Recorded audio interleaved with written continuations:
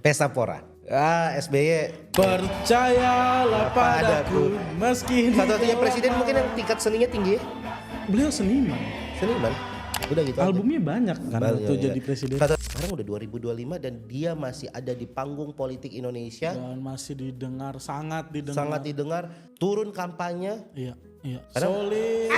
Ya kan? Tokoh yang selalu bermain dengan simbol-simbol dalam pengen melakukan Gue sesuatu. kayaknya nggak pernah ngeliat yang lebih banyak simbolnya. Iya, dia selalu memberikan clue. Orang yang sangat pintar, orang pintar yang tidak di timing yang tepat. Gue nggak bilang salah, Iya. tapi harus ada kader-kader di luar circle bapak yang naik dan membuktikan bahwa PAN kalau belajar tulus dan kerja keras ke orang ini, ke beliau. Bener ya? Betul. Bener ya? Semangat bang. Apa semangat bang? Kenapa waktu itu mereka tidak mendukung Gibran Rakabuming Raka karena track recordnya? Gue Deddy Corbuzier.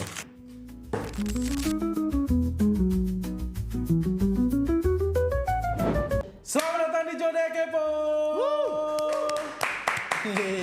Kali ini gue mau ngelakuin hal yang belum pernah gue lakuin Oke. juga, sama yang lain juga. Oke, Bung boleh. Gian, Yes. Gue hari ini mau ngajak lu Oke. untuk reaction Oke. saat lu melihat foto tokoh-tokoh nasional ini. Gue Oke. spesifik nasional. Oke. Karena ya jangan terlalu jauh lah, kita ini yang Indonesia. Oke. Jadi gak usah panjang-panjang.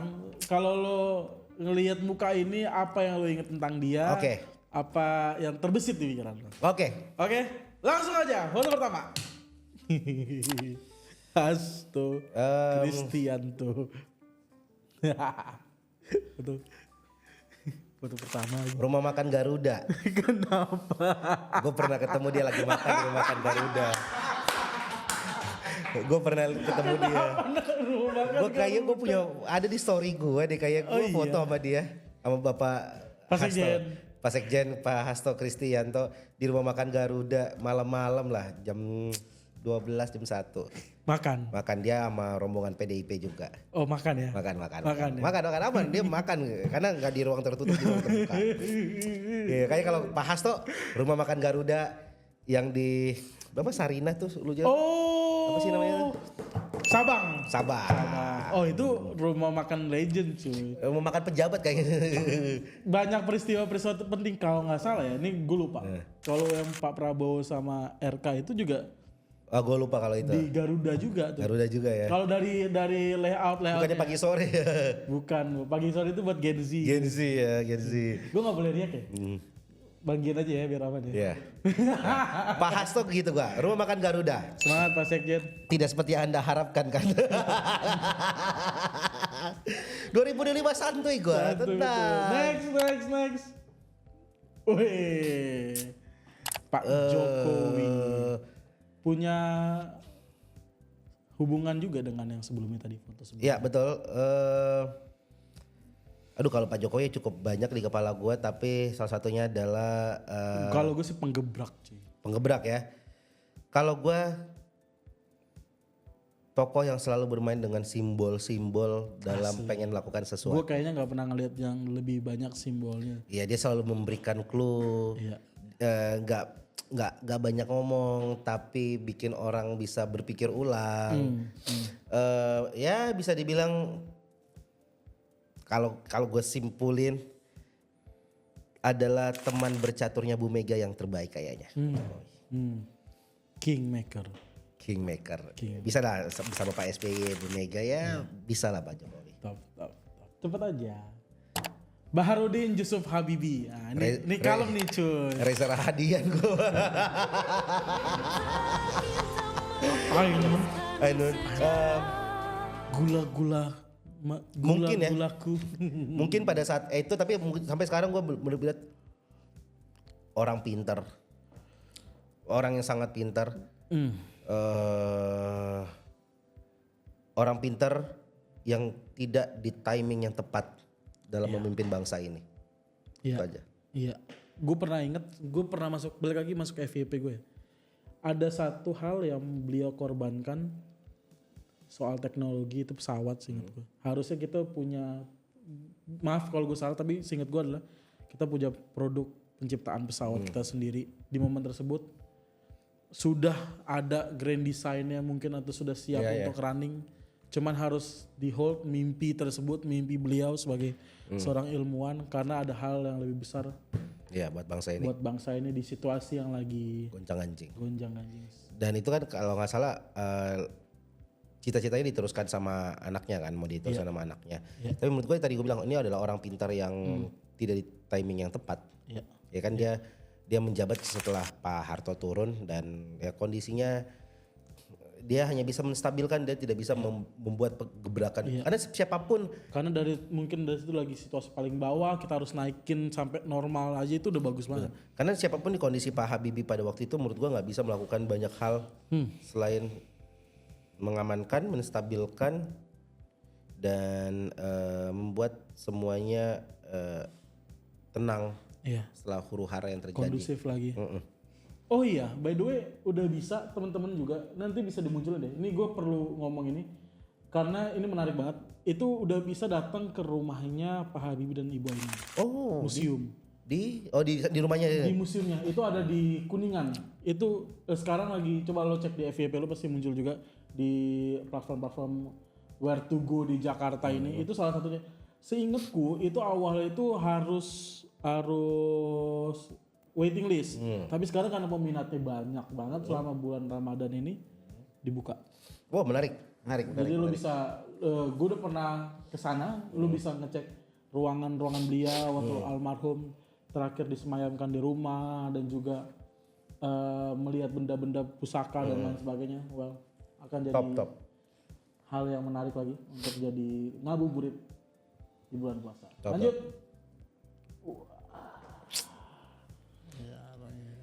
Nggak 2005 santuy sih, banyak banget pengen ngomongin. 2025 santuy nih. Abang Sufmi Dasko Ahmad. Nanti nih. Nggak, gue nyari yang paling positif aja dulu. Orang yang berani mengambil keputusan untuk penundaan ketok palu yang demo di DPR. Yang mana? Yang undang-undang yang akhirnya sekarang kemarin artinya mengubah peta pilkada kemarin. Oke. Kan dia yang kita tunda dulu, kita batalkan dulu. Dan dia yang melapor. Dia adalah sosok yang dibalik. Menurut gue terlepas apapun niatnya dan lain-lain, dia adalah sosok dibalik pilkada kemarin. Akhirnya ada Pram, Rano Karno, Darmakun. Beliau. Terlepas apapun niatnya. Mastermind itu yang mau ngomong. Mastermind. Kalau kasarnya kalau misalnya organisasi ya, pada musim ini bagi gue Bang Dasko adalah korlapnya. Sahabat Raffi Ahmad. Itu aja satu. Sahabat maksudnya sering. Kakanda Raffi Ahmad. Ya, abangdanya Raffi Ahmad. Katanya 2025 tenang. Kan tenang, kan gue udah sahabat kayak Jo, gue temannya Jo. Iya, enggak salah dong. Jo temannya Gian, yang enggak salah dong. Bang Sufmi Dasko temenan sama Bang Raffi Ahmad. Sip, aman Bang. Oh, Ibu Megawati Soekarno Putri. Idola gue. Oh iya? Iya. Presiden satu-satunya sampai saat ini. Banyak yang bilang gue tuh sering banget nyerang PDIP. Banyak yang bilang, tapi yang kalian harus tahu, gue itu lahir dari keluarga yang PDIP banget. Gue ingat banget waktu zaman tahun berapa ya? 98 kali ya. Ya pemilu-pemilu itu. Iya. Gue tuh di pinggir jalan. Banteng. Tiga gini. Dulu kan tiga dia. Iya. Zaman dulu, zaman Orba tuh. Iya. Gue dibawa sama nenek gue untuk ikut kampanye. Pakai baju merah banteng, masih logo PDIP lama. Bajunya yang bisa dipakai berkali-kali atau enggak? Yang panas lah pokoknya. Yang panas banget. Saya dulu gue mengidolakan Bu Mega, menurut gue ratu politik Indonesia, Queen Maker. Iya. Orang yang sangat tenang mengambil keputusan di last minute. Dia bisa mengambil keputusan dan berani mengambil keputusan, berani mengubah keputusan di last minute. Dia tahu resikonya, dia tahu mitigasinya. Ini orang pintar, gua mengidolakan. Well, tapi maksudnya apa yang Bang Gian ngomong adalah hal yang fakta karena sampai sekarang beliaulah satu-satunya perempuan hebat yang siapa yang berani, siapa yang bisa ada di posisi Bu Mega. Ya. Terlepas dibilang dia adalah anak anak dari Pak Soekarno segala macam. Ya konsistensinya. Oke, mungkin waktu awal-awal dia muncul dan awal-awal jadi presiden kita bisa bilang ya ini anaknya Pak Soekarno gitu. Tapi itu tahun berapa? Sekarang udah 2025 dan dia masih ada di panggung politik Indonesia. Dan masih didengar, sangat didengar. Turun kampanye. Iya. Solid ya kan. Menurut gue satu kuncinya kekonsistenan. Dan Bu Mega kita banyak belajar itu. Respect. Jadi saya tidak membenci PDIP. Tidak. Next. Lanjut. Nah, kalau ini korlapnya Bu Mega, Bos. Di Jawa Tengah. Ini Mister. Menurut gua orang yang pernyataannya walaupun agak waktu pilpres kemarin ambigu ya. Dia bela Jokowi nggak ya? Apa ya? Panutan di Jawa Tengah. Kalau kita suka ngomongin soal komunikasi, dia bikin roadshow kemarin bareng sama MLI dan lain-lain. Iya. Ya orang yang mungkin menurut gua harusnya bisa didengar juga di PDIP di dalam. Katanya bakal jadi the next sekjen. Gue setuju. Kalau misalnya kasusnya bapak yang pertama tadi berakhir di pengadilan, menurut gue setuju banget. Karena kenapa gue setuju? Korlapnya PDIP nih, Bos. Gue kenapa setuju? Gue sangat respect dengan Bu Mega, gue mengidolakan Bu Mega. Menurut gue satu-satunya yang bisa menggantikan Bu Mega adalah Bu Puan. Dan Bu Puan bisa mendapatkan porsi lebih besar ketika sekjennya bisa memberikan ruang juga buat Bu Puan. Dan beliau bisa melakukan hal tersebut. Yes, gue yakin. Gue pernah ketemu Pak Acul waktu gue di luar kota waktu itu, sempat gestur, cara beliau berkomunikasi sama orang di lapangan aja. Memang. Main lama. El Comandante Bambang Pacul. 2025 Gian Luigi tidak tepi jurang. Kita geser ke foto selanjutnya. Aman gua. Pak Zulkifli. PAN berhasil di pemilu kemarin dengan kampanyenya. Beliau kasih kesempatan tuh kayaknya buat teman-teman di PAN. Teman-teman artis lebih tepatnya ya. Bagus Pak, bagus tapi untuk short cut-nya bagus. Tapi apakah ini akan bertahan di 2029 menurut lu? Menurut gua harus sudah mulai balance dengan kader. Ya artis-artis itu juga kader sih, cuman ideologis kuat ya. Ada pembinaan dari muda. Sekjen baru tuh sekarang. Siapa ya? Eko. Oh, Bang Eko Patrio. Ya. Gue pengen lihat 2029 PAN kayak partai-partai lain yang memunculkan sosok-sosok yang artisnya makin kuat. Maksudnya dalam arti artis yang sekarang udah masuk bisa membuktikan kinerjanya di DPR dan di pemerintahan. Dan kader-kader yang non artisnya bisa muncul di luar anaknya bapak. Ke toilet dulu ya. Di luar anaknya bapak muncul kader-kader yang gue nggak bilang salah, tapi harus ada kader-kader di luar circle bapak yang naik dan membuktikan bahwa PAN adalah partai yang bisa bicara banyak di pemerintahan Indonesia. Lanjut, Natalius Pigai. Kawan punya 3 pacar selama 13 tahun. Begini kakak. Ini udah bawa unsur keluarga nih. Ini menurut gue kadang-kadang sebagai pejabat kita harus bisa mengontrol apa yang kita bicarakan. Ya pesan buat Om Natalius Pigai, selamat jadi menteri kan ya? Menteri HAM ya? HAM ya? Pak Pigai, selamat, semangat Menteri HAM. Iya. Dengan segala macam yang terjadi, statement-statementnya. Ya ini balik lagi, ini kuartal pertama di 2025. Semoga kuartal selanjutnya lebih baik. Ya. Mantap Pak Pigai. Presiden Prabowo Subianto. Kalau mau belajar tulus dan kerja keras ke orang ini. Iya. Ke beliau. Dan konsisten. Ya lu tahu dari mana Bang Tulus? Ya, gue melihat dari apa yang dia tampilkan sesimpel. Kayaknya gue pernah ngomong di sini, gue bilang untuk usia dia 70-an tahun ya. Orang yang dengan usia 70 tahun dengan yang udah kaya raya. Iya. Buat apa sih repot-repot jadi presiden? Beliau udah selesai dengan semuanya. Iya, harusnya menurut gue 70-an tahun gue sih nikmatin kuda gue lari-lari di Hambala ya. Di Hambalang kan? Iya. Di sana gitu loh. Iya. 70 tahun ya gue mending keliling luar negeri. Liburan 70 tahun ya mungkin gue jadi penasehat aja. Ya, mendorong menciptakan muncul generasi-generasi baru. Iya, tapi dia mau jadi presiden, menurut presiden tuh bukan barang gampang. Iya. Cuman hanya karena kemauan aja. Betul. Ya kalau dibilang privilege-nya banyak.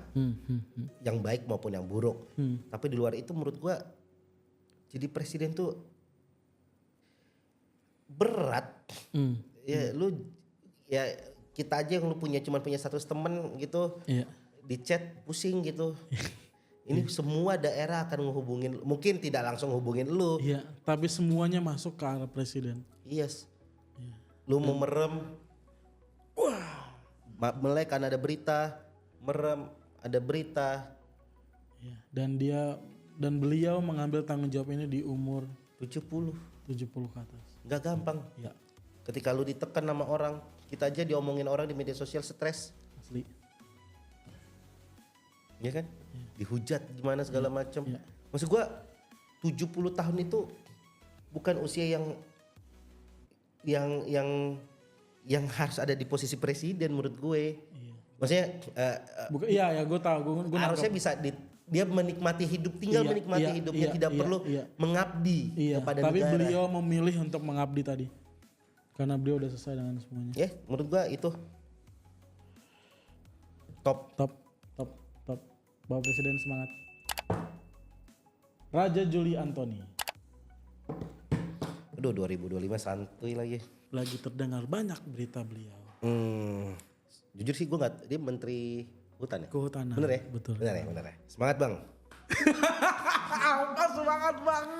Terkadang privilege itu harus dibuktikan dengan kualitas itu aja Bang. Betul. Tadi balik lagi privilege tadi banyak, tapi kualitasnya itu tadi. Ya, gak salah kan gue ngomong kan? Gak salah. Privilege gak apa-apa. Iya. Tapi kualitas yang bicara. Dan itu nanti ditentukan oleh. Yes.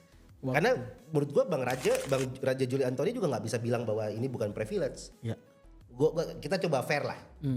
Semua yang jadi menteri Pak Prabowo itu karena privilege. Iya. Entah kenal apa segala macam, siapapun. Tapi mereka punya kualitas. Tinggal bagaimana membuktikannya. Apalagi buat Bang Raja Juli Antoni yang mungkin juga orang kaget kenapa abang di kehutanan, abang-abangan PSI, privilege, tinggal dibuktikan dengan kualitas. Ini motivasi dari saya Bang, bukan kritikan. Pamer Hud. Ya, jadi privilege. Kameranya ke Bang Gian.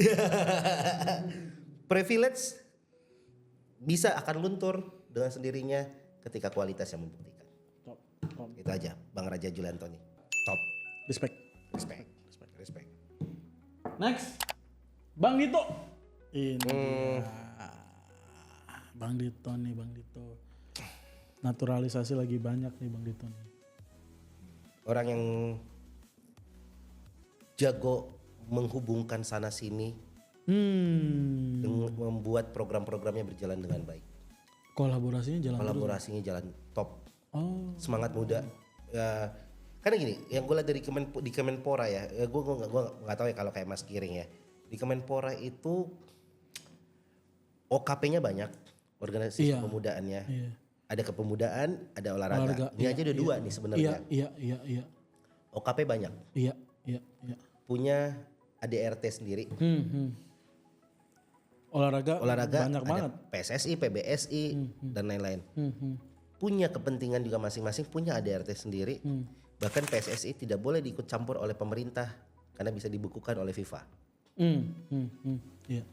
Tidak gampang menjadi poros dari semua ini. Iya. sebagai payung dari semuanya ini. Yes. Iya. Nggak boleh melebih langkah, Iya. nggak boleh kurang langkahnya. Harus pas di tengah. Dan beliau berhasil Menjalankan mengorkestrasinya. berorkestrasinya dengan baik. Ya, kayak PSSI, dia yang memajukan kan Kemenpora ke DPR Iya. atas surat dari PSSI. Iya. Bagaimana kolaborasi dengan Pak Erick Thohir top. Nemenin Pak Erick ke DPR dan sebagainya. DPR segala macam. Jadi menurut gua dengan usia beliau Mas Dito sangat muda, sekarang 35. Yes. 34 ya. 30-an itu ya, Bang. Mengorkestrasi abang-abang Abang-abang. Iya.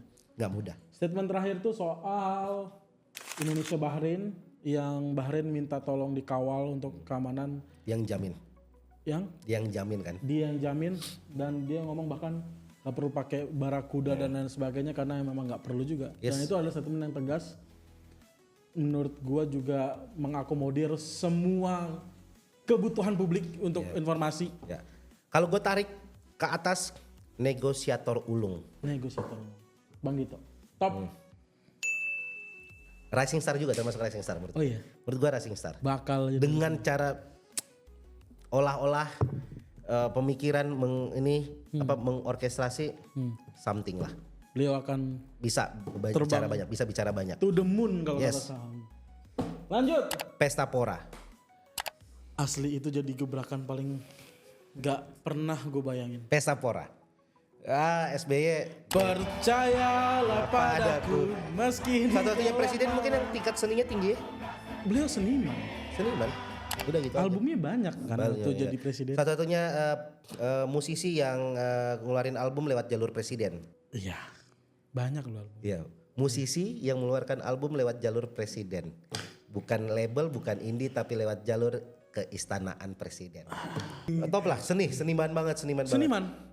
Wah itu, tapi itu jadi gebrakan paling top sih di 2024. Pesta Pora. Pesta Pora kemarin. Luar biasa. Tahun ini main ya? Nah itu dia tuh. Featuring Pak Jokowi. Bengawan Solo. Enggak dong. Kan Guns N' Roses lah. Bengawan Solo. Terakhir. Gibran Raka Buming Raka, the Vice President. Kontroversi. Itu aja sih kalau menurut gue. Karena mulai dari point of view yang mana? Point of view terbaik lu? Maksudnya gue punya 2 point of view Boleh. sama beliau. Monggo. Dengan beliau naik kemarin, Kontroversi. membuat Pak Jokowi mendarat dengan tidak mulus menurut gue. Dengan nama besar Pak Jokowi, naiknya Gibran membuat ya pendaratan yang tidak mulus lah buat Pak Jokowi. Gue nggak bisa bilang 100% benar, tidak bisa bilang 100% salah, tapi dengan naiknya dia ya membuat gonjang ganjing kan kemarin. Oke. Tapi sisi positifnya, gue mengambil kata-kata dari Mas Seno, PDIP. Yes. kenapa waktu itu mereka tidak mendukung Gibran Raka Buming Raka karena track recordnya. Dia mendukung anak muda tapi mendukung yang punya track record, pengalaman. Berarti kalau mengambil dari kata-katanya Mas Seno itu 2029 mungkin Mas Gibran bisa didukung PDIP karena sudah punya track record. Dinamis.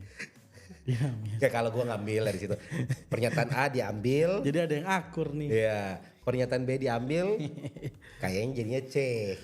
Iya, kan, kan dinamis. Analisis. Ya ini orang unik lah, unik. Brandingannya gue suka banget. Dan menurutku di awal pemerintahan ini Bapak Wakil Presiden berhasil menunjukkan bahwa Wakil Presiden juga punya Bekerja. peran yang top. Maksud gue dengan karena anak muda, Ya, dia bisa memunculkan itu. ya kemarin soal AI, ketemu sama pegiat AI, keliling-keliling. Segala macam top. Tuh, kemarin juga banjir turun dan lain sebagainya top. Menurut gue top banget Gibran Raka Buming Raka. Abis? Wes. Top. Top. Menurut Bung Gian, siapa tokoh yang gak ada di foto tapi perlu lo gubris? Satu tokoh yang harusnya kita omongin, patut dibicarakan. Gue tahu siapa. Kalau lu siapa? Deddy Mulyadi. menarik. Wah itu tapi ini harus ya. Ini dari konten kedua ini harus ditonton Deddy Mulyadi. Tadi lu udah lihat ya? Deddy Mulyadi. Udah lihat ya? Deddy Mulyadi. Top ya? Deddy Mulyadi. Kalau gue Deddy Corbuzier. Sampai ketemu di episode selanjutnya. Bye.